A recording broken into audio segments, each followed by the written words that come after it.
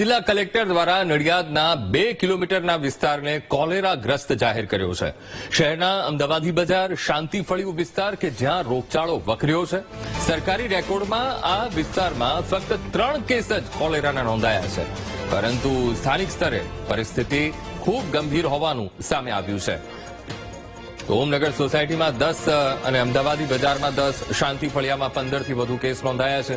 આ વિસ્તારોમાં ઝાડા ઉલટીના દર્દીઓની સંખ્યા સતત વધી રહી છે અને આ વિસ્તારોમાં ગટરનું દૂષિત પાણી નળની લાઇનમાં મિશ્ર થવાને કારણે આ રોગચાળો ફેલાયો છે. ત્યારે મહાનગરપાલિકા તંત્ર પણ હરકતમાં આવ્યું. કોર્પોરેશન દ્વારા સર્વેલન્સની કામગીરી શરૂ કરાઈ છે, જેમાં પાણી અને ગટરની લાઇનોનું નિરીક્ષણ કરાયું હતું. આ દરમિયાન 3 લીકેજ મળી આવ્યા હતા, જેને તાત્કાલિક રિપેર કરવામાં આવ્યા છે. આ ઉપરાંત સુપર ક્લોરિનેશન કરવામાં આવ્યું છે. સાથે જ ફૂડ એન્ડ ડ્રગ્સ વિભાગની મદદથી પાણીપુરી, બરફના ગોળા આ વગેરેની લારીઓની પણ તપાસ કરવામાં આવી, જે 2 બરફના કારખાના સહિત 9 જગ્યાઓને સીલ કરી દેવામાં આવ્યા છે.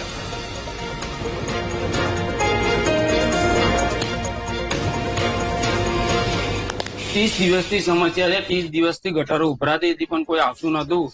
30 દિવસથી અમે લોકોએ છે ને રજૂઆત આલેલી છે કે ભાઈ તમે આટલું કરી જાઓ. કેટલે મેમ્બરને બી કીધું, પછી ભાજપના મેમ્બરને કહીને આવ્યા અમે, પછી કોંગ્રેસના મેમ્બરને કહીને આવ્યા, પછી અમે નગરપાલિકામાં જઈને આવ્યા.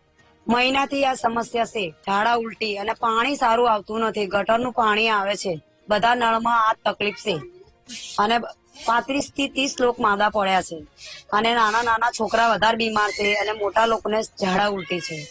તો આમાંથી મારા સાસુને એડમિટ કરવામાં આવ્યા છે. 2 દિવસની ઝાડા ઉલટી થઈ ગઈ. મારા 3 છોકરા લેવી ઝાડા ઉલટી થઈ ગઈ. 3ને બી દવા લાવવામાં આવી છે. મહિનાથી આ સમસ્યા છે. ઝાડા ઉલટી અને પાણી સારું આવતું નથી. ગટરનું પાણી આવે છે, બધા નળમાં આ તકલીફ છે અને 35 થી 30 લોક માંદા પડ્યા છે અને નાના છોકરા વધારે બીમાર છે અને મોટા લોકોને ઝાડા ઉલટી છે. તો આમાંથી મારા સાસુને એડમિટ કરવામાં આવ્યા છે. 2 દિવસની ઝાડા ઉલટી થઈ ગઈ. મારા 3 છોકરા લેવી ઝાડા ઉલટી થઈ ગઈ. 3ને બી દવા લાવવામાં આવી છે. નડિયાદમાં કબ્રસ્તાન ચોકડીથી કન્નીપુરા, શાંતિફળિયું, ઠાકુરવાસ, અમદાવાદી દરવાજા બહાર એ વિસ્તાર બધા બલિયારી માર્કેટની શીતલ ટોકીઝ સુધીના પાછળનો બધો વિસ્તાર અફેક્ટેડ છે. એમાં કોલેરાનો અત્યારે હાલ